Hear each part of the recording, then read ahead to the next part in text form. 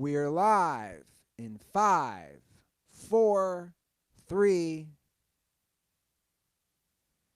Welcome to the Dirty Sports Podcast. I am your host, Andy Ruther, coming to you live from the Smut Studio in Venice Beach, California, with my co-host, Joey No Chill Prano. Hello, Andy.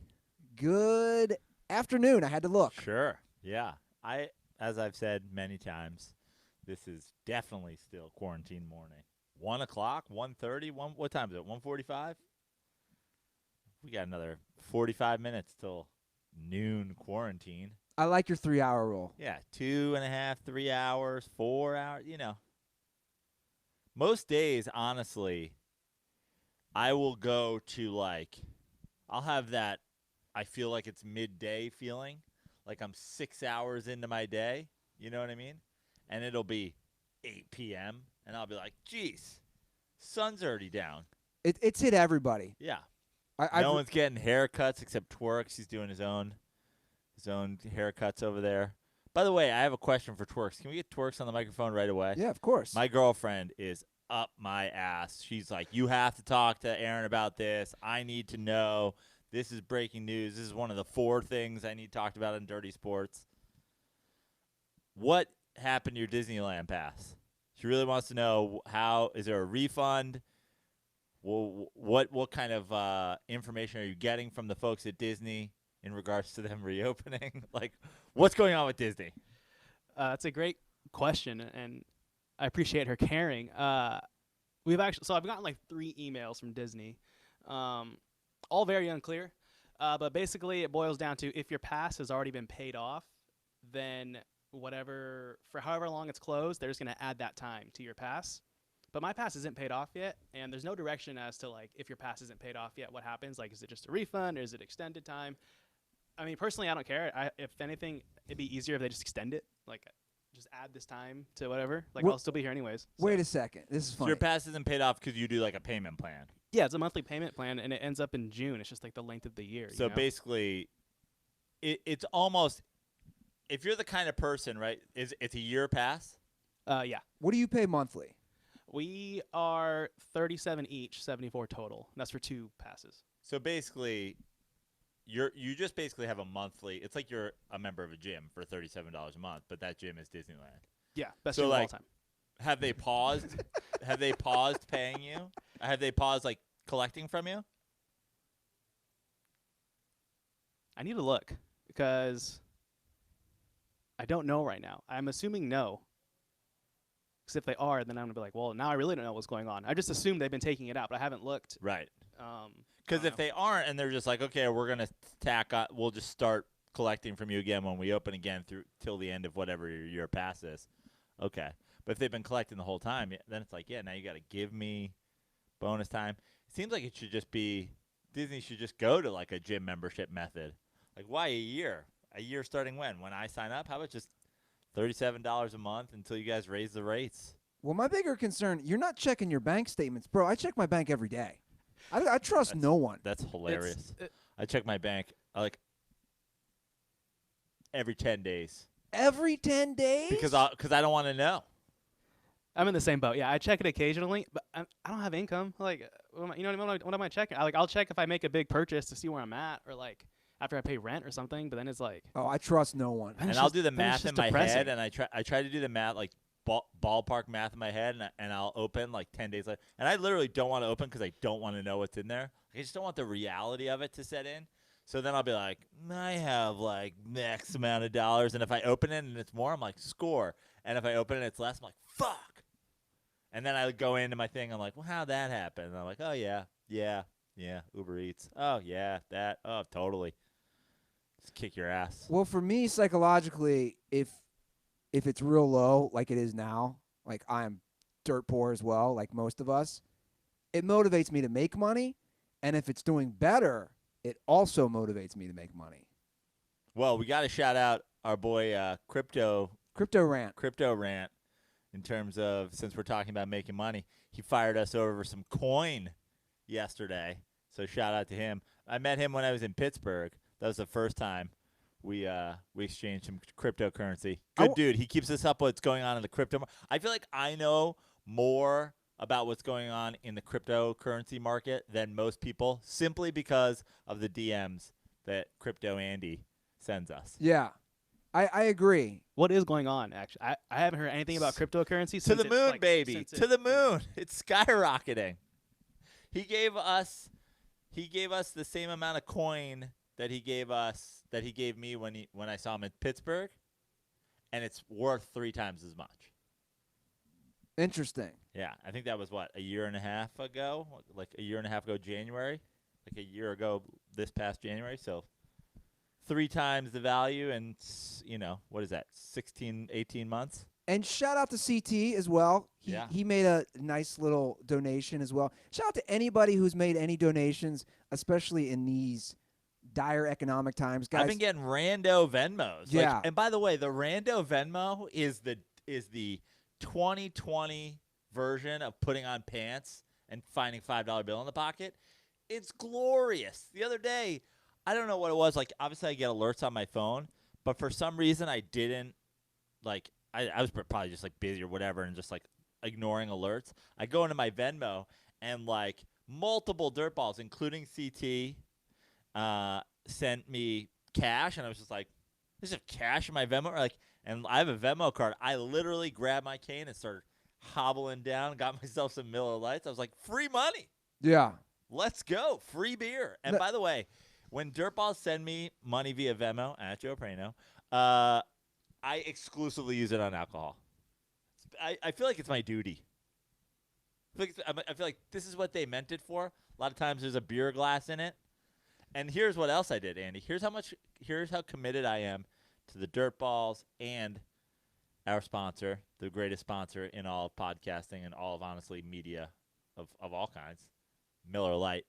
I went out my apartment and I started walking down the beach north towards Santa Monica because, there's a couple of little, Convenience stores on the beach. And I always forget about the ones that are, down there by Brooks and, Yeah. So I was like, oh, I'll walk over there. Walk to the first one, which is, where we used to play volleyball.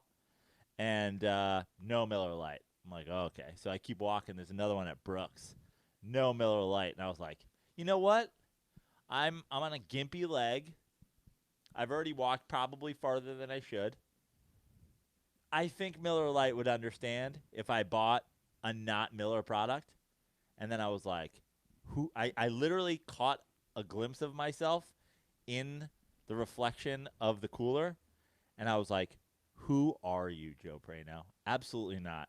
You turn on your heels. You double down on the pain in your knee right now. You go south all the way past your apartment, all the way down to Venice Boulevard. You hobble into that store. You take that fresh Venmo money that the Dirtball sent you, and you buy the greatest Pilsner ever brewed, the original light beer, Miller Lite. And that's what I did, Andy Ruther. I doubled my walk. Quadrupled my walk, if you think about it, and I went and I got the best and the original light beer, Miller Lite, and I went home and I drank it all very quickly because now I'm parched from walking. So and then the process restarts. So shout out to all the Dirtballs, and shout out to all the brewers of Miller Lite. That's a great plug before the plug. Yeah, I mean, call it the plug, or we'll get back to it.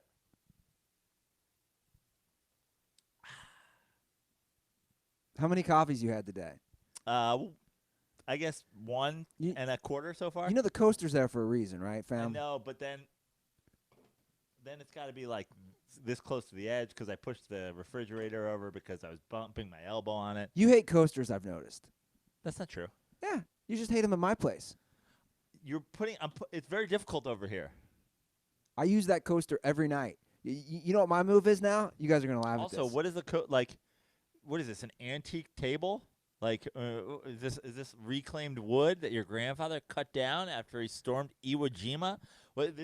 It's a Miller Lite mini fridge. I think you can deal with a couple of watermarks on the top. We're gonna cover it in stickers and spray paint it, and it's a mini fridge or an IKEA stool, which I'm pretty sure you could take a blowtorch to Target. without a Target stool. You could probably honestly spray paint that and it wouldn't mark it. What are we using these coasters for? You've got your Kama Sutra coasters. My brother got that in Turkey. I mean, what are we protecting here? Is there anything in this apartment that wasn't built in the last 5 years? Like, not exactly rocking antiques around here. Doesn't mean you can't use coasters. I'm a coaster guy. I like to use coasters. I use that coaster on top of the Miller Lite fridge every night. This is my move now. I pour like a half a glass of kombucha.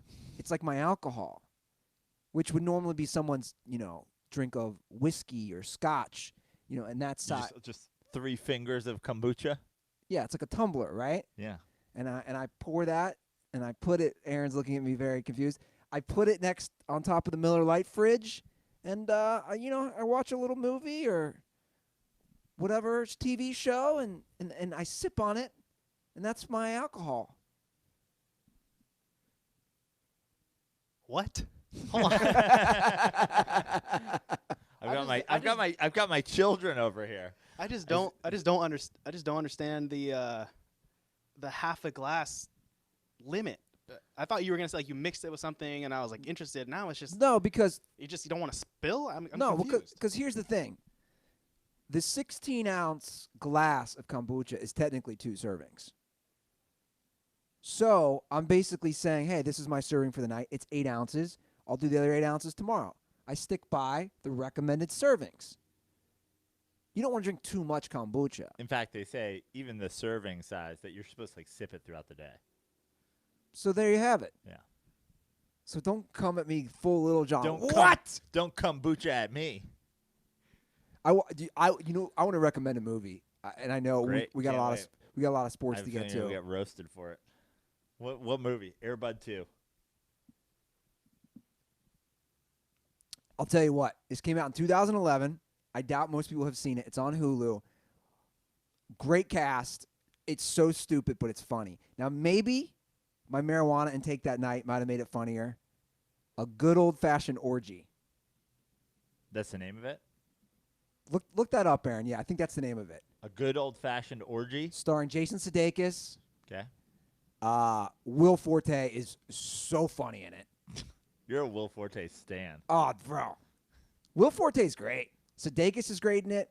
You and I think we were just getting started on Dirty Sports or whatever when I found out that you were like a MacGruber stan. And I was like, I'm not sure this is going to work like long term. MacGruber's great. Is it a good old-fashioned orgy? Came out 2011? Yeah. Lake Bell. Who else is in it? The dude from Silicon Valley who always fights with Kumail. What's his name? I forget, but I know who you're talking about. He's in it. So it's got all these comedic actors. And the premise is really stupid, but it's funny. Is that basically it's this group of high school friends that have always partied forever at this house in the Hamptons that Don Johnson, is Jason Sudeikis' dad, owns, and he's going to sell the house. And they have one last bash, and they decide the last bash is going to be an orgy with all their friends. Wow, okay. It's like a X-rated debauchery fest. But a lot of funny actors, obviously. Oh, yeah, dude, Will Forte. Oh, my God. If you're not a MacGruber stan, like, I just, that's tough for me. It's so funny. But you don't like that comedy. No. Honestly, I've given MacGruber so many shots because Val Kilmer's in it, and I'm like, it must be good. It must be working on a level that I don't get. But there's never been so funny. There's never been a sketch that I was like, well, why would you, of all the sketches, why would you make that a movie? It literally ends every 2.5 minutes with somebody getting blown up. I don't need 90 minutes of it. Oh my God, it's dude. I'd argue it's an all-time classic. Did you argue that? I mean, you had your 10 comedic movies. Did it get mentioned? I somehow left it off. Yeah, surprise. But MacGruber is in the same vein as A Naked Gun, as An Airplane. Obviously, movies that I love. I just noticed a little bit of heat in the comments already. What are people saying? It's a polarizing topic. MacGruber is one of the worst movies I've ever seen. Honestly, it's a terrible take. On behalf of my dear friend David Zucker, I want to I want to say that it's shameful that you even bring MacGruber and mention with some of his box office Ask and him. critically claimed smashing successes. I would actually love Zucker's take on MacGruber. I'm gonna conclude that he likes it. And he thinks it's funny. And yes, I'm a Will Forte stan. Did you watch Last Man on Earth or whatever? I watched a few episodes, but I remember when it came out, I was like busy, but I could go back and watch it. You should. I'm a big fan of Jason Sudeikis. I think he's funny. There was a run there, SNL, that was pretty good. They had some talent. Kristen Wiig's pretty good. Why are you just looking at me laughing? I'm just, I'm trying to be more positive these days. Are you? Yeah. I mean, I will destroy Jameis Winston's quarterback play, but I'm just gonna let's just let the Will Forte, Jason Sudeikis, Kristen Wiig SNL cast. They had their day. Good for them. They all seem to be doing very well for themselves. I can only hope to one day have the comedic success of all of them. It's funny you say Jason Sudeikis is really funny because I've never understood like his shtick. Like, what's his thing? He's always like the guy who funny things just kind of happen to, but he doesn't like really bring like some like comedic, I don't know, lines or something to it. It's not like he's like a Will Ferrell guy where you just watch him do something funny or I don't know. It's like things just happen to him and he's just there and he's just a regular guy. Agree to disagree. I think he's really good.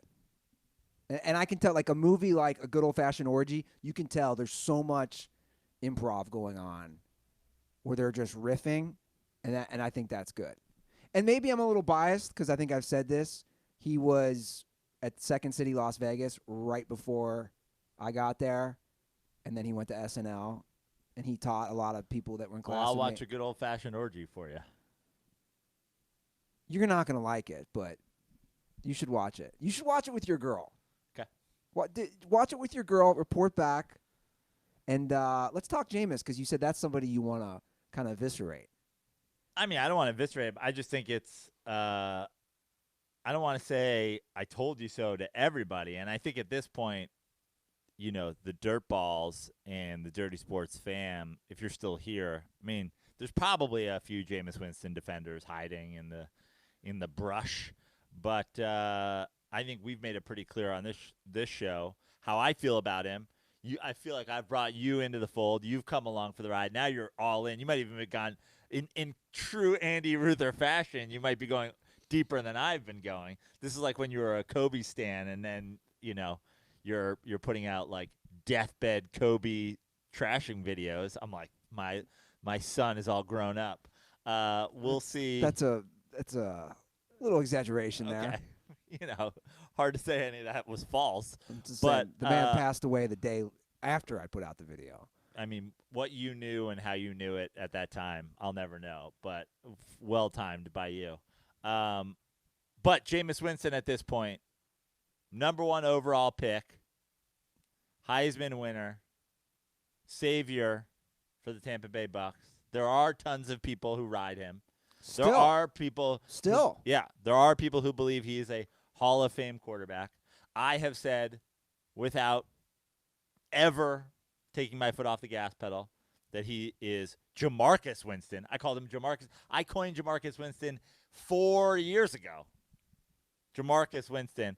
And now, 5 years into his young career, he is taking $1.1 million deals, including signing bonuses, to back up Hall of Fame quarterbacks. So, look, you can spin it any way you want. You can spin it any way you want. Correct. But here is the facts. Fact. This is a fact.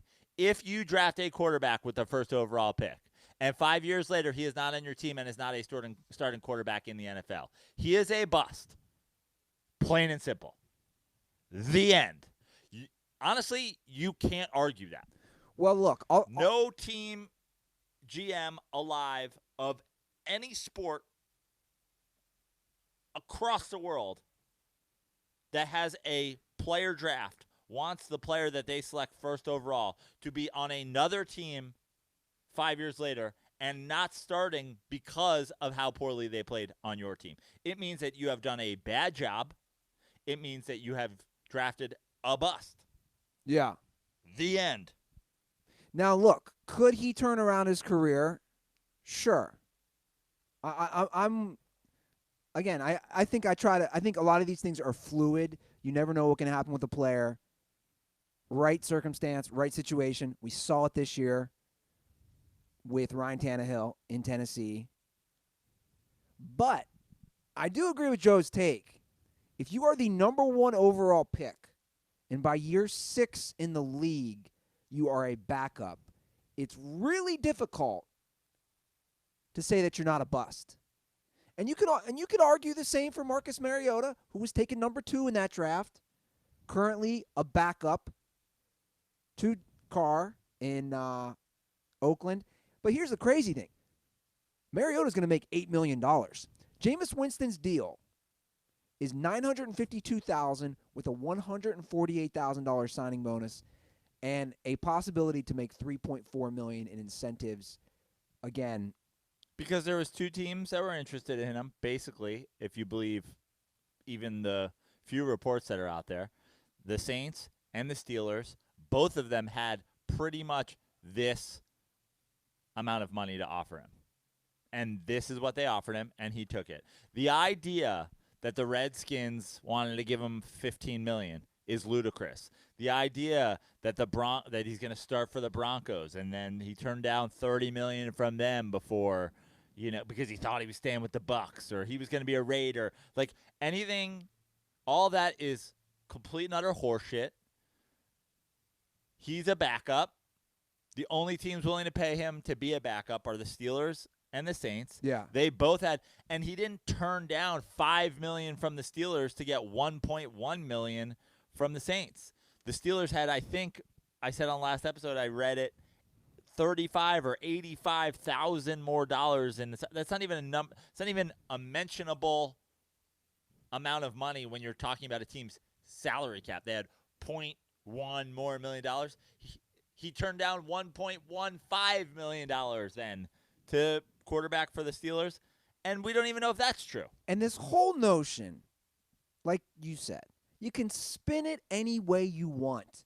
Oh, he wanted to learn from a Hall of Famer like Drew Brees and a possible Ben Roethlisberger, Hall of Famer. Yeah, and a possible Hall of Fame coach like Sean Payton.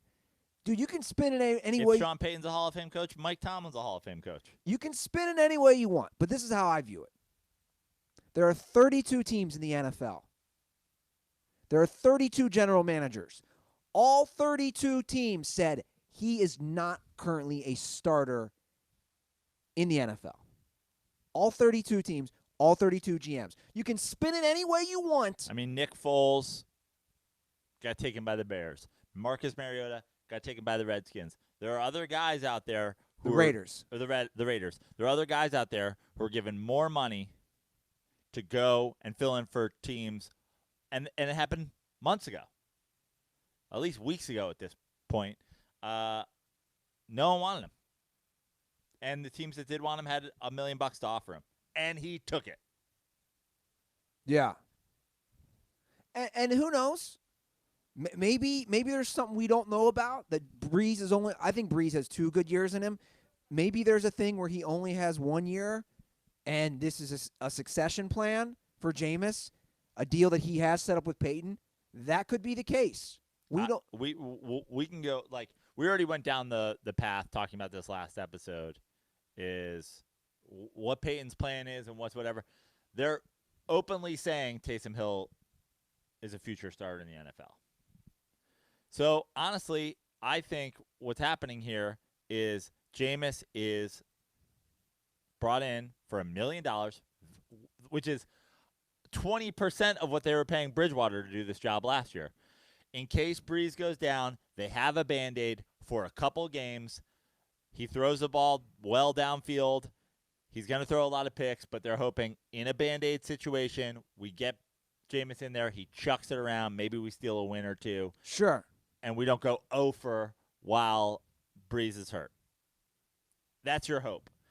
And then next year, when he shows flashes of brilliance in 2 football games and some team whose quarterback goes down or has a disaster stupidly wants to take a chance on Jameis, they get a compensatory draft pick, and they basically bought one for $1.1 million this year. And it's not Sean Payton's money. It's not the GM's money. If they have $1 million to play with, there's not a ton of people that you can get for $1 million for 1 year. You can get insurance for your quarterback. They did it.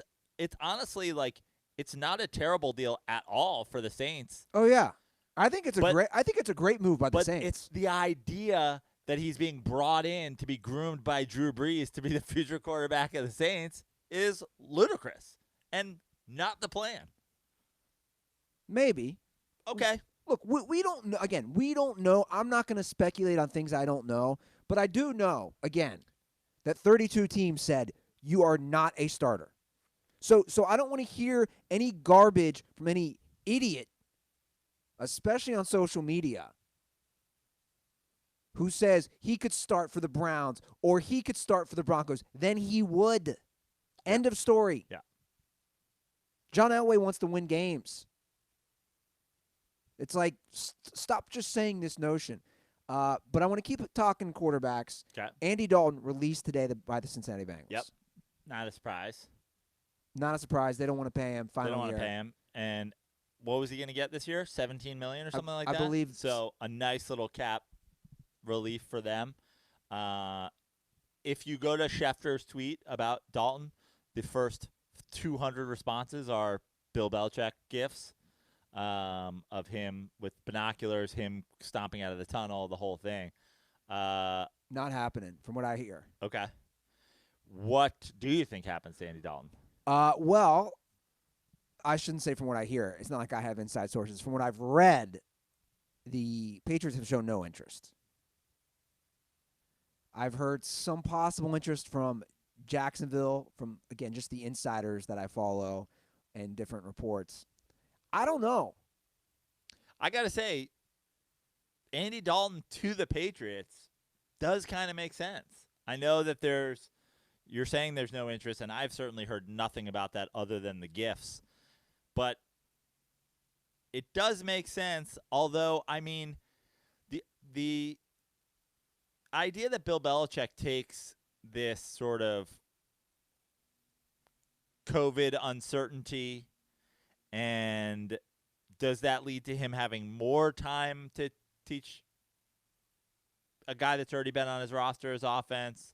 Does it mean that other teams don't have as much time to teach their new quarterbacks their offenses, like a Tua or whatever? Like, I could also see this being a factor in Bill Belichick going, like, I'm fine, and with this uncertainty, like, give me a chance to do it.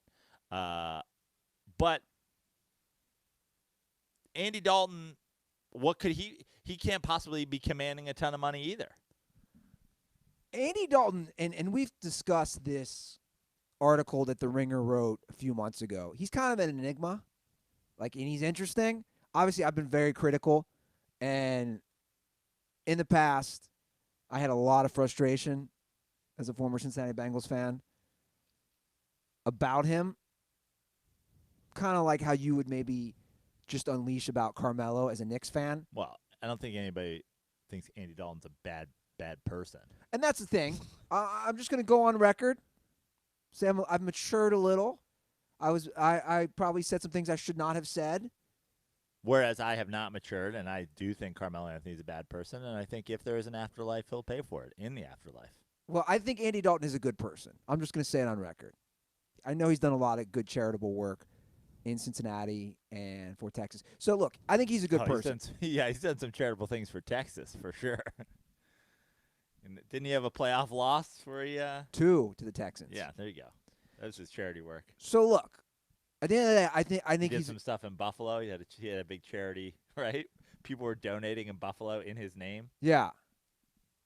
So I've probably been overly critical on him as a person. But as a quarterback, he's interesting because, again, this is the stat that everybody's showing today. Did you see this stat? No, but I'm seeing it on your computer right now. And it's interesting because it's a real stat, but it also shows how loaded the Bengals were as a team. Since 2011, only 6 QBs have achieved the following marks: 30,000 yards, 200 touchdown passes, and 70 wins. Obviously, the last one is a team stat. Drew Brees, Tom Brady, Ben Roethlisberger, Aaron Rodgers, Matt Ryan, and Andy Dalton. Now, of those 6 guys, I would argue right now to this day, they're all Hall of Famers but Andy Dalton. Okay. I think even Matt Ryan's trending that way. I know a lot of people want to. Stats like this are always like, the internet loves stats like this, and what they do is they go, since 2011. Why 2011? That's when he entered the league. Right. Exactly. So you're taking the beginning of Andy Dalton's career, and you're going, oh, these guys are Hall of Famers. Well, Drew Brees is playing way longer than that. Drew Brees was a Hall of Famer before 2011. Tom Brady was a Hall of Famer before 2011. Ben Roethlisberger, maybe Aaron Rodgers isn't, but Ben Roethlisberger may be a Hall of Famer before 2011. I would debate most of those guys, to be honest, minus Okay. Brady. Because Brees and Roethlisberger have really, and obviously Rodgers, they all put up a lot of numbers since I'm just 2011. saying their career was on pace. It's not like they suddenly came up in those times. Their career was on Hall of Fame pace before that even happened. So, of course, they're doing it. But, look, I'm not an Andy Dalton hater or an Andy Dalton stan. So, I just think, keep things like this in context. And since January of 2014, C.J. McCollum's hit the most three-pointers in the league. Okay. But look, that's my point. That's why I'm bringing up the stat. That's why I'm saying he's an enigma because of this. Your boy Russell Wilson's not on there, right? Because what? He started in 2012? Yeah. Well, he's 250 yards away. I saw somebody tweeted from being on that list. Not that I care. My point is. But hold on. Let me just say this. My point is that's a guy who's also brought into a winning situation. So why isn't he on the list? Because the fucking list starts a year earlier.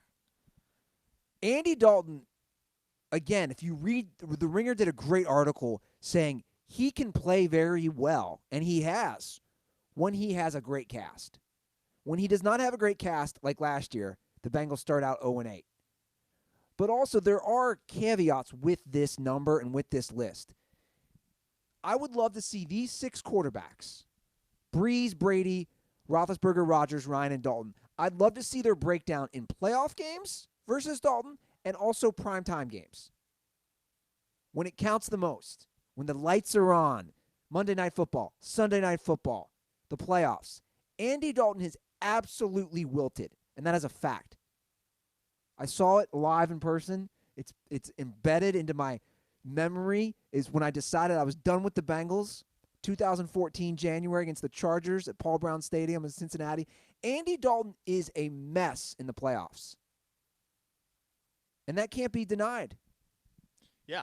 I mean, certainly the greatest players get better when the lights are brighter. That's just something that has,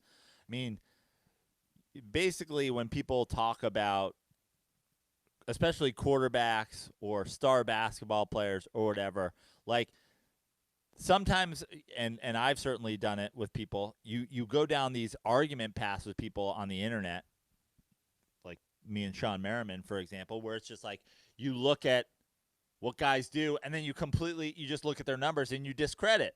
Hey, one guy turned it on when they went to the playoffs and one guy wilted. So I absolutely agree with you.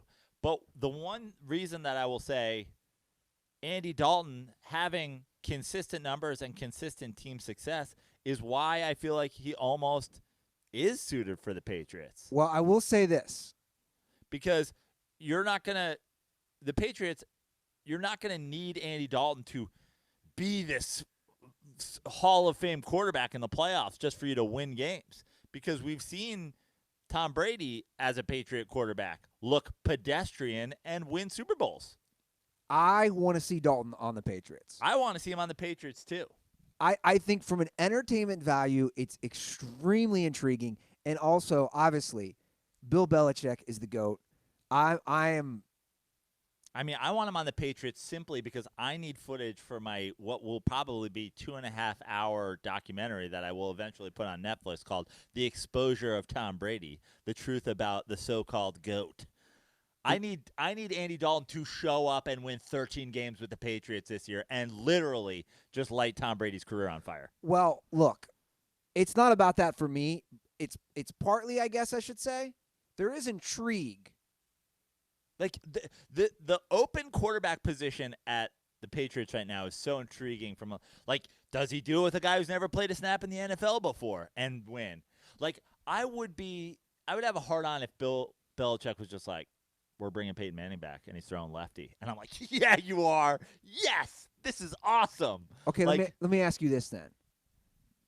I don't even know. All right, we went over it with Laz. I think it was 8. Do the Patriots win 10 games this year? I think they do. I do too. Like, that's how much faith I have in Belichick as a coach, and also that their division is complete dog shit. I mean, the Bills are good. Yeah.